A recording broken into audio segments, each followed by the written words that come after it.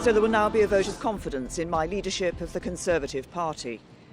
I will contest that vote with everything I've got. Theresa May, in the fight of her political career, she postponed her publicly promised vote on the Brexit deal, knowing it faced certain defeat. She was heckled and laughed at by her peers. She's now staring down a revolt from dozens of her own lawmakers, and soon will face a vote of no confidence decision in just a few hours. But the Prime Minister says she's going to fight to the very end, and she is telling Parliament any leadership changes at this point, so close to the Brexit date, is bad for the nation. Leadership election would not change the fundamentals of the negotiation or the parliamentary arithmetic. Weeks spent tearing ourselves apart will only create more division, just as we should be standing together to serve our country. None of that would be in the national interest. All right, with me in studio is David Mencer, British News analyst and political consultant, as well as I-24 News investigative correspondent and anchor Eilon Levy. Eilon, let me start with you, because every minute now there's a new development until we reach the evening hours when we'll know exactly the results. But every few seconds, new information is trickling out. What's the latest? Indeed, Jeff. We have a number of updates from just the last few minutes. First of all, Theresa May now has enough Conservative MPs tweeting that they will support her in order to get her over the line and keep her job. Now, it is a secret ballot, so we don't know whether all those 158 Conservative MPs who say they will vote for Theresa May won't stab her in the back in the end, but at least so early on we have the numbers that suggest that she is safe. Simple majority is what she needs. Exactly. She needs a majority among the Conservative MPs. And the second update is that a spokesperson for Theresa May says this vote is not about who gets to lead the party into the general election, signalling that she's willing to step down before the general election. We don't know when that's going to be, but before a general election. And that chimes with what she said on the steps of 10 Downing Street today, where she said, I want to finish the job of Brexit to get over the line. So she seems to be telling members of her party, let me just finish the job, let us get out of the European Union, and then I'll step aside. Now is not the time. Right, so she's recognizing the threat to her leadership, asking for a bit more time. Our investigative correspondent investigating the Twitter accounts, the social media accounts of the lawmakers who are hinting publicly that they'll support her. Who knows? Again, it's all done in secret. Well, we're not going to know exactly how they will actually vote. David, I want to ask about that looming question. If she fails in this bid to survive the no confidence vote, what exactly happens next? It's a multi-tiered leadership battle, multiple rounds of voting. I mean, what exactly is going to happen next if she loses? And what does it mean for Britain? What does it mean for Brexit? Well, look, I think Eilon is absolutely right. They have publicly pledged her support, but I'm old enough to remember Margaret Thatcher, who was in precisely the same situation where publicly members of Parliament were saying they would support her, and in actual fact, even though she won, before Twitter and thumbing around. Indeed, but this is a secret ballot, and it's almost research it by facts. It's almost impossible to imagine how a Conservative MP that is in favour of Brexit can now vote for Theresa May. In public, they might be hedging their bets, but in private, we'll see what happens when they come out with the results later this evening. Because, of course, Jeff, let's remember the context for this political chaos, which is that Theresa May reached a deal with the European Union for Brexit. It's a deal she knew she couldn't get through Parliament. That's why she postponed a vote on the deal to try and get some scraps from the European Union, trying to postpone that now till the end of January. Now, that's only 2 months before Britain leaves the European Union, effectively putting a gun to the head of Parliament and saying, you have to vote for this or we're going to crash out without a deal, a scenario many MPs fear would mean Armageddon. All right, well, we also have another graphic to kind of explain the various options, possibilities that are looming. There's the so-called soft Brexit, remaining very close to the EU. There's the no Brexit deal, which they would just leave without any kind of agreement. There's the possibility of a second referendum, perhaps a snap election. A lot of possibilities here. In light of what we're seeing now, whether or not she survives the vote tonight or not, what do you think is most likely to happen? Of all the possibilities, David, what do you think the course will be? I will not make that prediction because it is a poison chalice, and I think no one knows what's going to happen. Yes, but here are a few being here on the night of the elections, the last elections, confidently predicting she had to resign. And here are a couple of facts. The first fact is that no British leader has ever succeeded in negotiating anything decent with the European Union. They do not negotiate. They will not give any headway It is time now to call the EU's bluff. If the EU and France wants to sell its wine to the UK and Germany wants to sell its BMWs to the British middle class, then a deal will have to be done. I think it's time for a leader to come forward that can actually deliver this Brexit, and a hard Brexit I'm talking about, and call the EU's bluff. That is what's needed right now. I want to turn real quick though to Andre Walker. Andre is a columnist with the New York Observer, expert in British politics, joining us live in London. Sir, thanks for being with us. We keep hearing the term, and we heard it today in Parliament from opposition lawmakers speaking about the no-deal Brexit. That's something that can't be ruled out at this point. Do you think that's realistic? And for an American audience, what exactly does that mean? What's so bad about a no-deal Brexit? Isn't that what the British people want? They want to get out of the EU? Yes, of course, that's the difficulty, isn't it? Because whilst the public voted to leave the European Union, Parliament itself is very supportive of the European Union. The House of Lords, in particular, is virtually to a man pro-Europeans. And so essentially what we're talking about now is, to what extent can Parliament pull us out of as little of the European Union as possible while still pretending to observe the referendum result? And frankly, a no-deal Brexit really is leaving the European Union. But of course, what Parliament wants to do, as I say, is pull us out of as little as possible while still being able to maintain the pretense that they're respecting the result. And so we go round and round in circles, because of course Parliament can't agree on how little of the European Union they can get away with pulling us out of.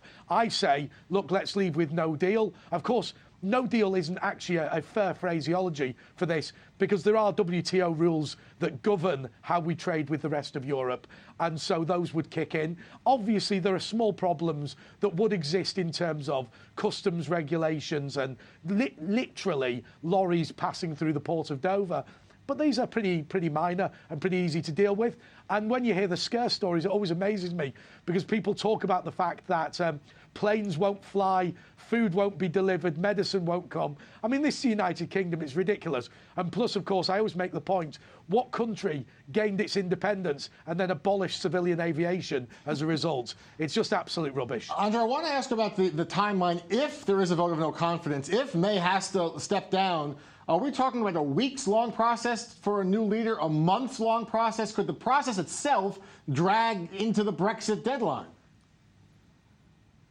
Yes, that's right. So forget the position of Prime Minister at the moment. Just think of this as the Conservative Party leadership, because obviously the leader of the Conservative Party will become the Prime Minister. And so essentially what happens today is Theresa May needs to secure a majority of her MPs. She probably will, but let's just say she doesn't.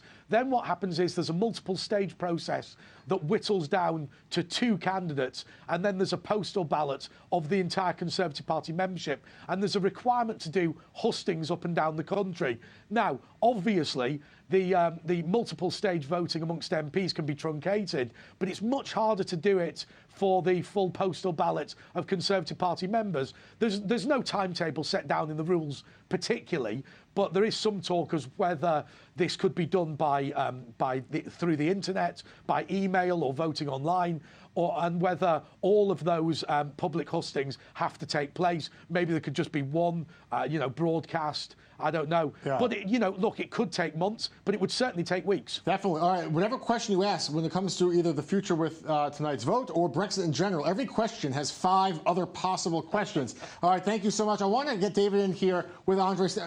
We're talking about Brexit, and do you believe that it's as bad as people are talking about? As Andre mentioned, the fear of planes not being able to cross territory or boats being able to dock. Is that a realistic fear? Look, the reality is that 95% of British business does not do business with the EU. Only 5% of the country does. Britain doesn't even have a trade deal with the US.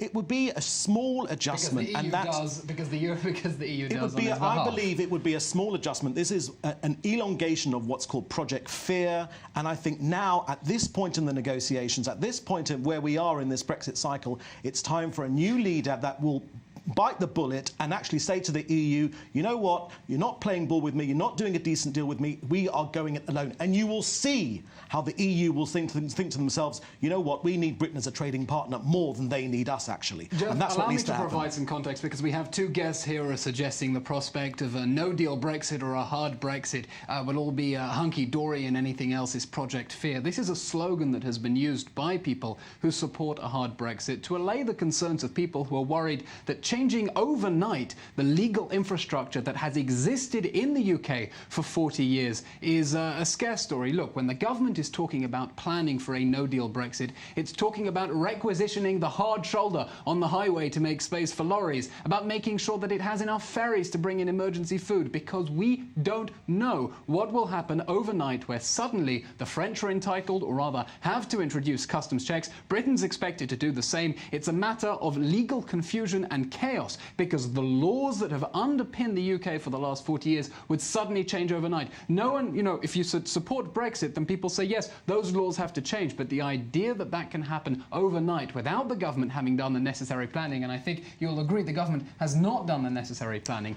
that is the prospect that is really spooking MPs. The EU loves to gobble up Britain's money, and that is what they're addicted to. And it's time to call an end to this negotiation, because it is not working. And the only way now is a leader that is strong enough, as Britons have done in the past, to go it alone. This is the will of the British people. This is the same people that are not doing as they're doing in the UK.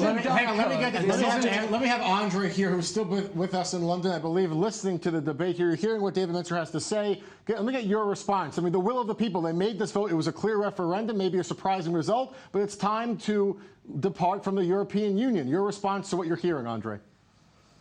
Well, look, honestly, if there is a Brexit famine, then at least I'll be able to lose a bit of weight. But I suspect that I won't hold my breath for that. The idea that we need emergency food brought in, the idea we're going to abolish civilian aviation, the idea that the roads won't go or medicines won't come into the United Kingdom is obviously crazy. But let me just explain to the viewers what I see as the major problem.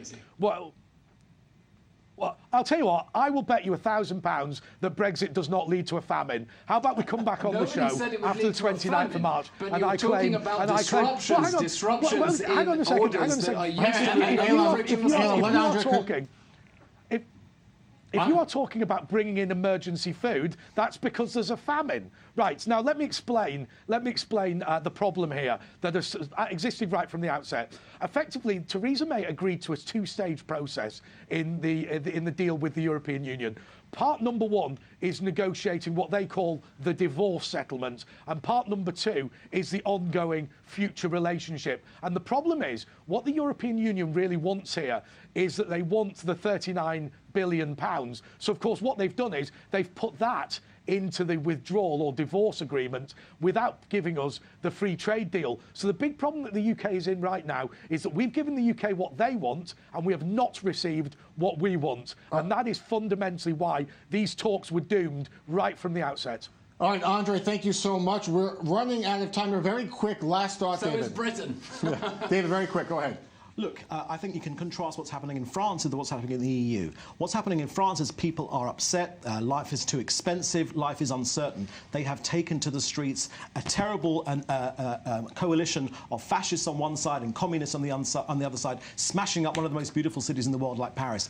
Contrast Britain with that. Britain are following by the rules. They are rule players. They're not taken to the streets. There is no violence. They are going through the rules in Parliament and in the Conservative Party. And I think that's a commendable action. We have to leave it here. David, thank you so much. Elon, who is going to be covering this evening, a very important development. And as well, Andre, thank you so much for your perspective as well in London. Great to have you on the show. All of you, thank you for your perspective.